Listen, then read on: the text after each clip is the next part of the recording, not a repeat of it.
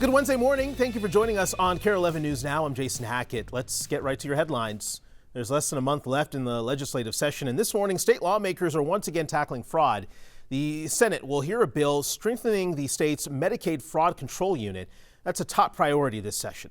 Danny Spiewak is at the Capitol with details. Fraud has really been one of the defining issues of the 2026 legislative session so far. And later this morning, the Senate Human Services Committee is going to be hearing that bill that would increase staffing in the Medicaid fraud control unit inside the Minnesota Attorney General's office. The bill would increase staffing in the unit from 32 people to 50 by adding investigators and attorneys. The legislation would also enhance criminal penalties for fraud and expand the subpoena power of the AG's office. Although this has already passed several House and Senate committees, it has hit a bit of a roadblock in the House. Democrats want to fund this Medicaid fraud control unit on an ongoing basis, while Republicans say it should be one-time funding because they don't trust AG Keith Ellison. Still, there's time to work out those differences. And this week, Governor Walz said he's optimistic the divided legislature will find common ground on a number of anti-fraud bills. All I care about is everything we do, if it reduces fraud and smooths legitimate payments to people who need it, because I will never back off of, we're not stopping these programs that improve people's lives, but we have to strike that proper balance. Although we talk about a lot of the things that aren't getting done here at the Capitol because of partisan gridlock, fraud is one of those issues where there's actually a lot of bills that are moving forward.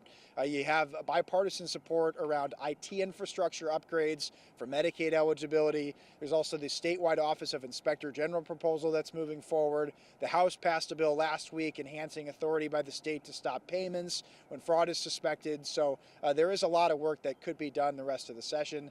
And the Senate Human Services Committee is going to hear that Medicaid fraud control unit bill coming up at 9 a.m. At the Capitol, I'm Danny Spiewak, Kare 11 News. Danny, thank you very much. Also happening today at the state Capitol, Senate lawmakers are discussing creating a new protective services unit inside of Capitol security. It's all part of a larger security bill. Senator John Hoffman, a survivor of last summer's Lawmaker shootings, created the proposal. If passed, the protective unit would respond to threats against legislators, Supreme Court justices, and statewide officials like the governor or attorney general. Hoffman says he still receives threats himself. Political violence is unacceptable and it must be rejected. But we must also adjust to this new reality, Mr. Chair. This bill is a necessary response and would keep elected officials and Supreme Court justices safe. Some committee members had questions about logistics, including how State Patrol would staff the unit. Regardless, the bill will be included in a broader safety and security bill set to come up for discussion again today. We have breaking business news just into the newsroom here. We've learned Best Buy CEO Corey Berry is stepping down. She'll be replaced by Jason Bonfig in late October, a 27-year company veteran. Berry has been CEO since 2019 and will stay on as a strategic advisor for the next 6 months. The leadership change comes as the company tries to get back to meaningful growth and also capitalize on AI. This morning, the city auditor will release its report into 2 high-profile cases, the death of Allison Lusher and the shooting of Davis Maturi. Maturi was shot by his neighbor in the fall of 2024. Officials say he called police multiple times before that, reporting his neighbor for threats and racial slurs. Lusher was found dead in her North Loop apartment earlier that year. Investigators initially looked at a possible overdose, but her family believes she was killed by her ex-boyfriend. Last week, Minneapolis Police Chief Brian O'Hara apologized for how her drug use was described. Developing now, a ceasefire between the U.S. and Iran is being extended, but the future of long-term peace in the region is still unclear this morning after new strikes overnight in the Strait of Hormuz. Alice Barr is in Washington with details. Hi there. We're tracking at least 3 incidents now of Iranian forces firing on cargo traffic in the Strait of Hormuz overnight, as that critical shipping channel remains a central sticking point to a broader peace deal. Fresh tensions in the Strait of Hormuz, with the UK Maritime Agency warning an Iranian gunboat attacked a container ship overnight, noting heavy damage but the crew safe. The potential escalation comes just hours after President Trump announced he was extending the ceasefire with Iran until its leaders come up with a unified proposal.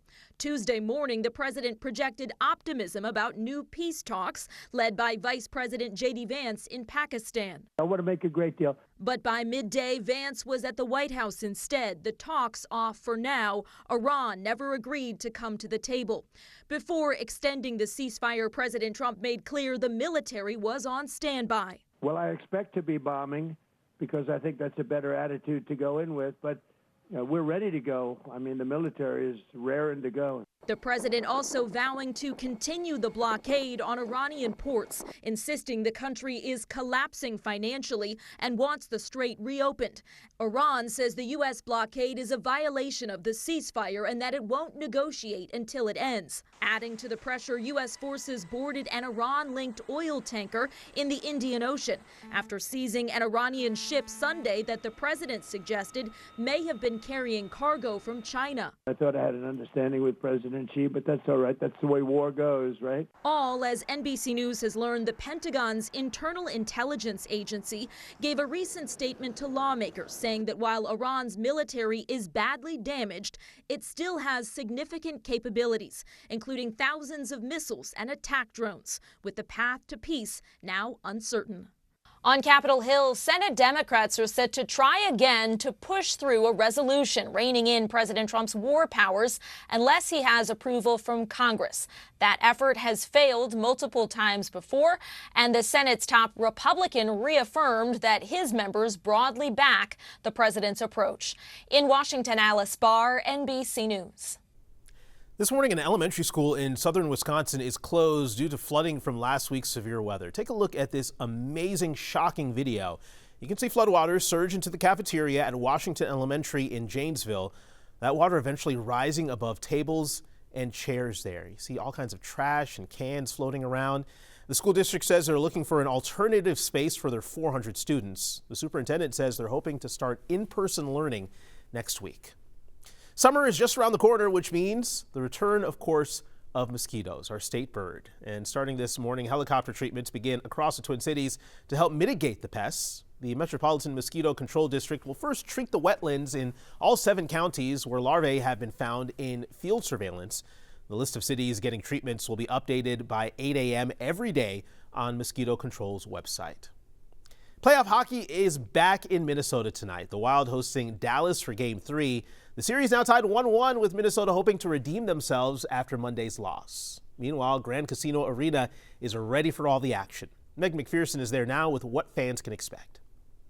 The energy is high this morning here at Grand Casino Arena.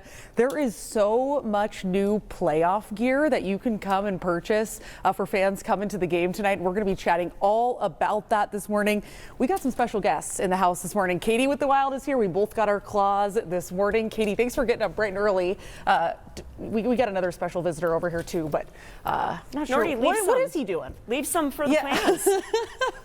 He's shopping. We're all shopping this morning. Katie, tell us about, I'm wearing the shirt. Yes, you got the pin on. We got so much new gear available to fans, all for the playoffs. Absolutely. We have a really great collection this year. Obviously, Megan is wearing the player design tees.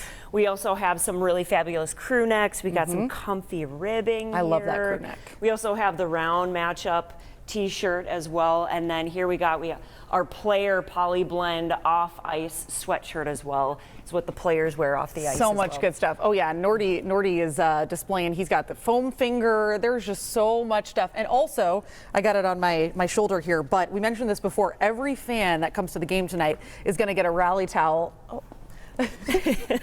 What a jokester. Yeah. But yeah, we got a new little rally towel here, and you said that there's going to be a design for every single game. Every single game there's a brand new design from the brand team. Yeah. It's something that we're keeping fresh this year, and people will have to raise it real high. And yes, absolutely. And speaking of that, there's so much going on before the game tonight too for any fans that want to come down here to St. Paul early. There is a happy hour from 6 to 7, right? Or from 7 to 8? Yep, from 7 to 8. Yes. So gates will open at 4:30. I'm sorry, 5:30. 5:30, At yep. Gate 4, that's where the pregame party will happen at the McGolden Tap House. We'll have some fan interactions, and of course, we are dropping a limited edition Unreal hoodie series as limited well, edition, which will be available at the pregame party. Okay. There's also pull tabs at the Tap House, we love and that. it'll be rocking. There will be happy hour from 7 to 8, and the game obviously is at 8:30. Yeah. We're all super excited to see the guys on the ice back home. Oh my gosh, so exciting. Next 2 games at home. Oh, look at what you got. Playoffs right here. Nordy's going to be here. He's going to be loud. He's going to be proud. All right, should be a good game tonight. Make sure you stick with us. More news and weather coming up after the break.